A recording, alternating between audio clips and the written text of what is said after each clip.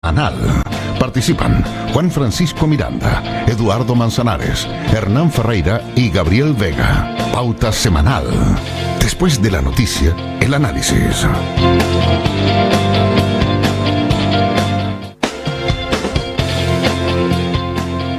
Muy buenas tardes, queridos auditores televidentes de Polar Comunicaciones. Soy Juan Francisco Miranda y como todas las semanas en Pauta Semanal me acompaña Eduardo Manzanares, Gabriel Vega y Hernán Ferreira para analizar el acontecer nacional y regional.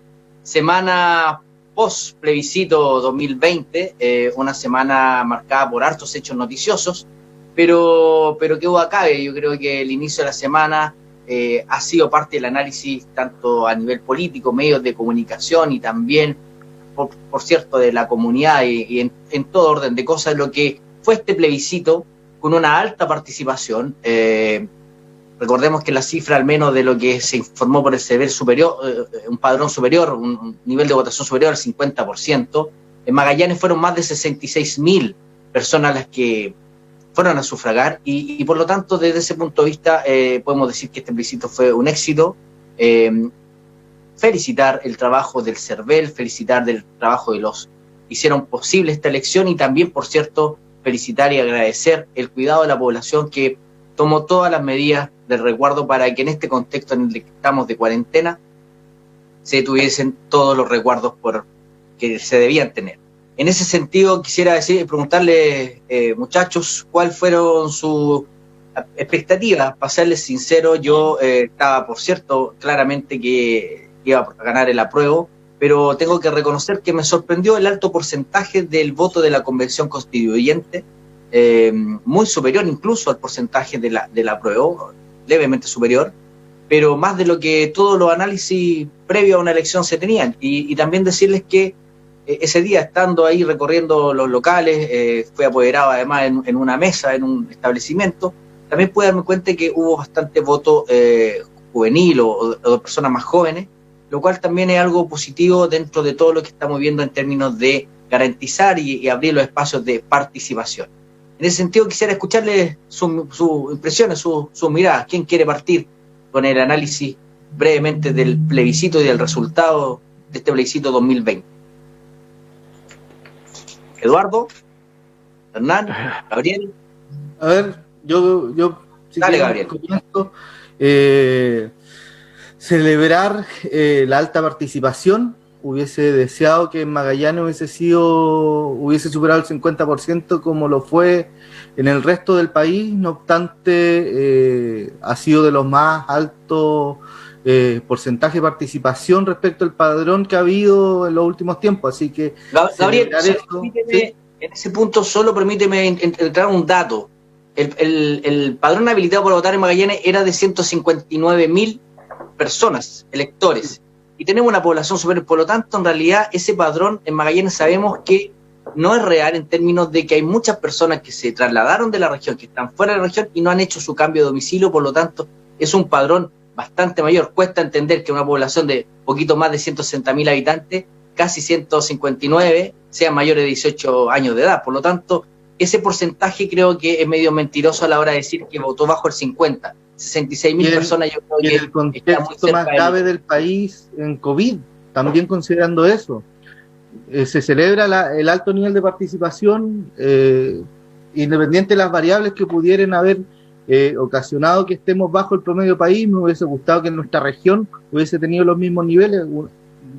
No sabemos si es que llegamos a eso, pero no con eso quiero reparar en la forma, y de hecho yo siempre insistí, fui majadero en la forma. Esto valida un proceso que fue político, que partió de un acuerdo de partidos políticos y marca un rumbo que la ciudadanía eligió. Más allá de los resultados, que yo creo que no se lo puede atribuir nadie,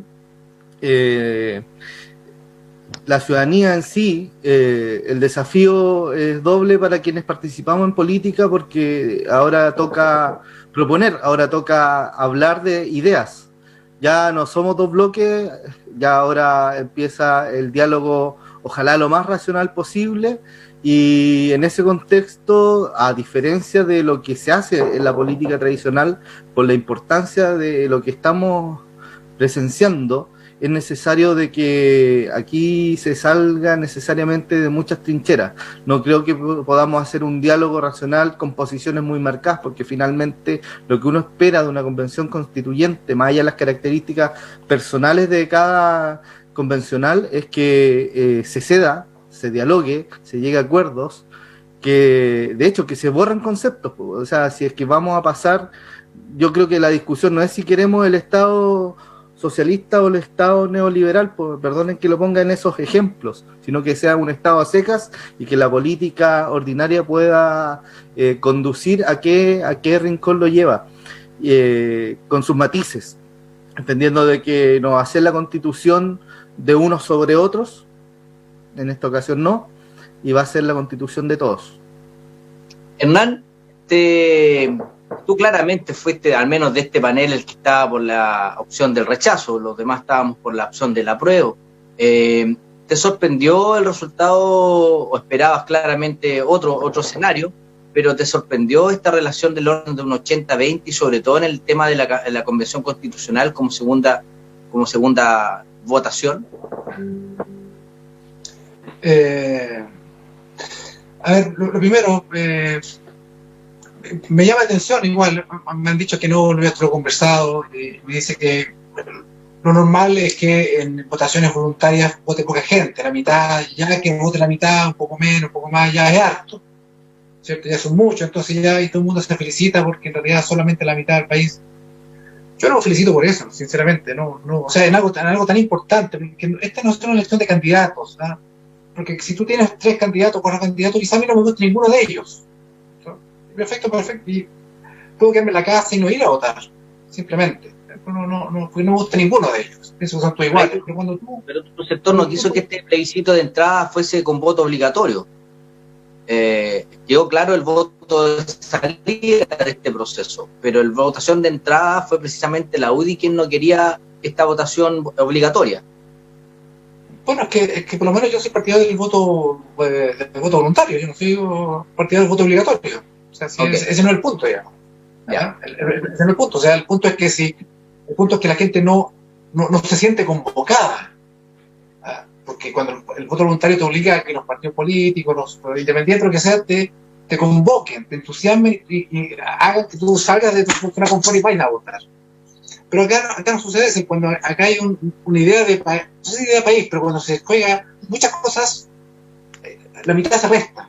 Y eso creo que no es bueno, ¿eh? Sinceramente, ustedes se felicitan y qué bueno, participación y eso, claro, es lo normal que hacen los políticos, los partidos políticos. Mira, cuando va gente a votar, lo primero que se hace es felicitarse, ¿cierto? Qué bueno que no hicieron caso. Pero yo creo que no felicito, creo que hay una luz amarilla, porque que no hay la mitad, insisto, me dirán, es que lo normal, bueno, lo normal no significa que sea lo bueno, no significa que no sea deseable, lo normal es lo normal, y puede ser algo normal y muy malo. Superado esto, digamos, en el sentido de este análisis, me sorprendió el 80-20, sí, efectivamente, me sorprendió el 80-20, pero me sorprende por un lado y me gusta por otro lado, porque hay un mandato claro de la ciudadanía, porque ya si hubiese sido 52, pues y tanto, uno perfectamente, pero ahora el mandato es claro, ya no hay más que de la mitad de la ciudadanía, el mandato es claro. Y eso está bien, eso es bueno, ¿cierto? Porque nadie puede hacerse los lesos o sacar argumentos que no. La gente dijo que quería otra constitución y que quiere una constitución, uno entiende que es mejor. Pero más allá de la constitución, porque si uno también se pone a pensar, la gente no está pensando, creo que está pensando en otras cosas. Creo que yo he conversado con y me dice, mira, yo creo que quieren jubilar a una clase política que está hace 30, 40 años. Creo que hay un mandato de decir, ¿sabe? Váyanse, dejen espacio a otras personas, ¿no? Porque es demasiado, 30 años, 40 años, ¿cierto?, para la misma persona. Creo que hay que y la misma forma de hacer política, ¿cierto?, de decirle cosas a la gente que no se van a cumplir. Que es lo que yo creo que va a suceder, ¿eh? Yo creo que la gente va a tener muchas expectativas, pero no las van a cumplir. Pero bueno, eso es un problema, lamentablemente es lo que se vendieron. Eduardo, tú me imagino que celebraste ese día domingo, tuviste un rol activo en el día de la votación, pero claramente si algo se manifestó es que este 80% no es atribuible a un sector político, es una amplia mayoría que trasciende quizás en muchos aspectos la ideología o el esquema tradicional de la óptica política, sino que aquí es una mayoría de los chilenos que se manifiesta por cambiar una constitución y precisamente buscar una constitución que nos permita tener un país mucho mejor. ¿Cuál es tu análisis respecto sobre todo de la votación y de los resultados y de la forma categórica en que la mayoría de los chilenos dio un mensaje bastante claro como lo reconoce el propio Hernán Ferreira? Bueno, yo diría que efectivamente el resultado de este plebiscito es de una movilización ciudadana, fundamentalmente. El rol de los partidos políticos, no voy a decir que fue menor, pero no fue de la significación que uno debiera esperar en una situación de esta naturaleza, porque obviamente el plebiscito tiene un carácter político, pero es una expresión ciudadana en general. Y bueno, claro, uno puede volver a discutir el tema del voto obligatorio, el voto voluntario. Hay todavía muchas teorías sobre el tema. No nos olvidemos que en el primer semestre del año 22 el plebiscito salía es obligatorio. Por lo tanto, ahí hay una especie de contradicción entre una cosa y otra. Efectivamente, la masividad de asistencia a la gente fue sorprendente, porque ya fue más que las votaciones anteriores, pero además en un estado de pandemia, donde mucha gente obviamente tenía toda la razón para estar temerosa, ¿no es cierto?, de si se podían contagiar o no. Yo quiero decir que efectivamente felicito al CERVEL. Las condiciones en que se desarrolló el plebiscito fueron óptimas desde el punto de vista de la seguridad. Yo no vi en ningún momento que hubiera una situación que fuera peligrosa desde el punto de vista más que lo que ir al supermercado o a otras cosas, de manera que es un gran trabajo que hizo este servicio electoral. Y el resultado obviamente es un mensaje potente. La ciudadanía dice: queremos nosotros construir una constitución. No queremos que se vuelva a hacer una constitución entre cuatro paredes, que obviamente tiene una serie de cerrojos, una serie de salvaguardas, ¿no es cierto?, para impedir que se cambie aquello que la gente quiere cambiar. El mensaje efectivamente es potente. Queremos nosotros construir una constitución, queremos hacerla en forma participativa, para colocar todas nuestras aspiraciones y expectativas en esa constitución, que probablemente va a ser un trabajo arduo, y ya veremos, ¿no es cierto?, en el transcurso de los próximos días, cómo se constituirá, ¿no es cierto?, esa asamblea de 155 miembros, porque eso es lo que finalmente se votó. Yo la verdad que estoy muy contento. Yo no creo que sea un temetario, como lo dice Hernán Ferreira, de que la gente esté diciendo que se vayan para la casa los viejos, sino que lo que está diciendo es que se vayan para la casa los que ya han estado demasiado tiempo, que no es lo mismo. Hay muchas personas jóvenes, adultas y adultos mayores, que hoy día están en condiciones de proponer y de apoyar, ¿no es cierto?, la construcción de una constitución de esta naturaleza. De manera de que estamos llamados todos a trabajar en esto. Yo creo que efectivamente el mensaje va en ese sentido y espero poder contribuir, ya, como yo lo he dicho hace mucho tiempo ya atrás, espero que los mismos de siempre den un paso al lado. Inclusive algo se ha llamado a los próceres del Partido Socialista, y espero de otros partidos, porque veo de repente con preocupación que los mismos de siempre siguen intentando capturar nuevamente los cupos, aunque dicen que no son cupos. Entiendan, por favor, el mensaje de la gente. Quieren rostros nuevos, con nuevas miradas, jóvenes, mujeres, de los pueblos originarios, que estén participando, ¿no es cierto?, en este proceso y en los que vienen a futuro. De manera que yo estoy muy contento y me siento orgulloso en realidad de la ciudadanía chilena y magallánica en particular. En ese sentido, recordar que lo que se aprobó, lo que se ganó el día domingo es el inicio de un proceso constituyente que se va a hacer a través de una convención constituyente donde se van a ser elegidas las personas por distritos y los mismos distritos del Parlamento, en este caso de la Cámara de Diputados. Por lo tanto, la región de Magallanes va a tener que elegir 3 obviamente se va a votar por una persona, pero tiene un espacio de representación de 3 convencionales constituyentes, cuyas candidaturas tendrán que estar inscritas a más tardar la fecha del 11 de enero. Y en eso se ha abierto un debate precisamente de garantizar igualdad de condiciones o disminuir quizá algunos obstáculos para que el mundo independiente también pueda participar. En ese esquema, recordemos que hasta hace poco todavía se sigue legislando precisamente para ir ya después de este mandato incorporando la presencia de los pueblos originarios, pero también modificando algunos de los requisitos que tienen que ver, por ejemplo, si una persona independiente que no milita en ningún partido político quiere ser candidato a esta elección, debe juntar un número de firmas que en este caso, al menos haciendo el cálculo aproximado, son del orden de 120 firmas las que tendrá que juntar para poder inscribirse. Pero está en Magallanes porque es el 0,2% de lo que se votó.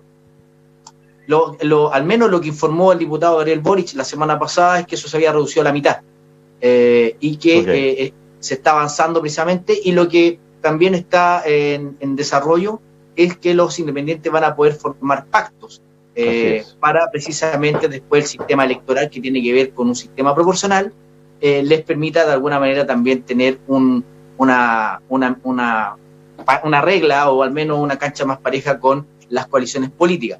Pero también había una presión hacia los partidos políticos para incorporar figuras de independientes. Dime, Hernán. No es un contrasentido, que independientes formen pactos. O sea, en el fondo, igual se juntan, igual que los partidos. Es un contrasentido. Si tú eres independiente, se supone que tú vas solo, digamos. ¿No? Sí, pero el sistema proporcional es lo que muchas veces no se entiende, y eso tiene que ver con lo que se busca en el sistema de representación. Pero claro, aquí lo que cuesta entender para gran parte de la población es que muchas veces este sistema proporcional deja a personas con muy poca votación en desmedro de otras que tienen mucha mayor votación. Y por lo tanto, por ahí se busca tener un espacio, pero al final de cuentas también esta presión por incorporar a nuevas visiones, nuevos actores, también se ha trasladado a los partidos políticos, y al menos muchos partidos políticos están modificando al menos sus mecanismos internos precisamente para garantizar el espacio del mundo independiente, que además en esta Constitución, hay que decirlo, por primera vez, yo diría que por ahí es inédito a nivel mundial, que va a tener la composición paritaria entre hombres y mujeres, quienes van a poder elaborar esta Constitución. En ese sentido, para ir terminando el primer bloque, me imagino que están de acuerdo en que, independiente de las personas que se escojan, al menos yo lo que he planteado es que cuando uno elige un parlamentario, uno puede sentirse defraudado o de alguna manera estar muy satisfecho con el trabajo de ese parlamentario, pero tiene una manera de evaluarlo, que es al final del periodo a través de una reelección.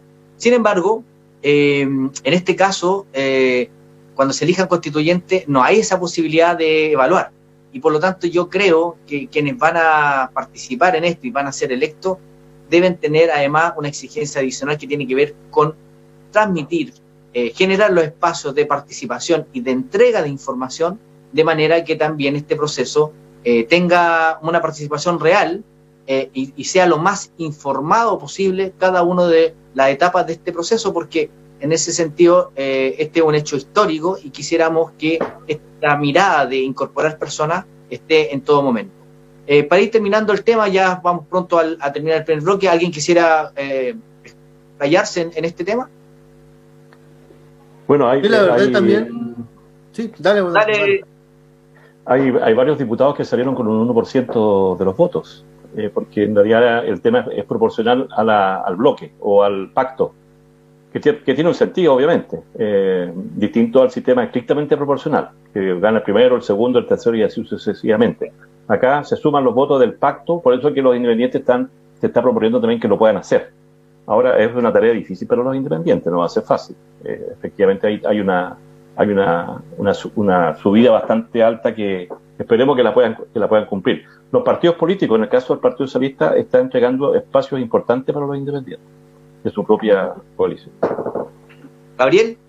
Sí, yo veo como una ventaja también de que no esté la presión de la reelección para el convencional porque finalmente va a ser un buen uso del espacio que está ocupando y no pensando en proyecciones políticas, a lo menos por un año, si es que aquí el convencional tiene siguientes pretensiones que pudiese tenerlas muy válidamente. Ahora también quisiera apelar al domicilio conocido, porque finalmente quienes estamos en política, por muy rostro nuevo que uno se sienta, siempre he sentido que encarna un poco eso, pero a medida que pasan los días cada vez menos, pero el domicilio conocido, uno puede ubicar a alguien en un partido político con una manera de pensar, no una forma de votar quizás, versus ciertos independientes que son tan políticos como quienes estamos en política, que de repente están por conveniencia, por populismo, por otras cosas. Quienes estamos en ¿Te refieres al senador Bianchi? A la familia Bianchi. Y sí, ahora, eso lo separo de las buenas intenciones de buenos vecinos y buenos ciudadanos que puedan tener una intención de querer participar, que es muy válida, pero también da ese miedo, por lo menos a mí, de que, y cómo votarán, en qué posición se pondrán sobre los distintos temas. Sí, pues bien. Perdón, políticamente no existe un independiente. A mí me da la atención de que el ser independiente parece que le da un halo de ser mejor legislador o mejor persona. O sea, un independiente puede ser tan bueno o tan malo como alguien de un partido. O sea, elevar a alguien por ser independiente que lo va a dejar casi una santidad, que es una equivocación. Puede ser tan buen independiente como un mal independiente. Así que yo creo que ahí la gente tiene que ver, pero no porque sea independiente lo hace mejor. Hay que entenderlo. Buen punto. Estamos terminando el primer bloque, queridos amigos. Vamos a la pausa y volvemos en Pauta Semanal. Qué extraordinario el plebiscito, porque hemos estado en coincidencias permanentes con Ferreira.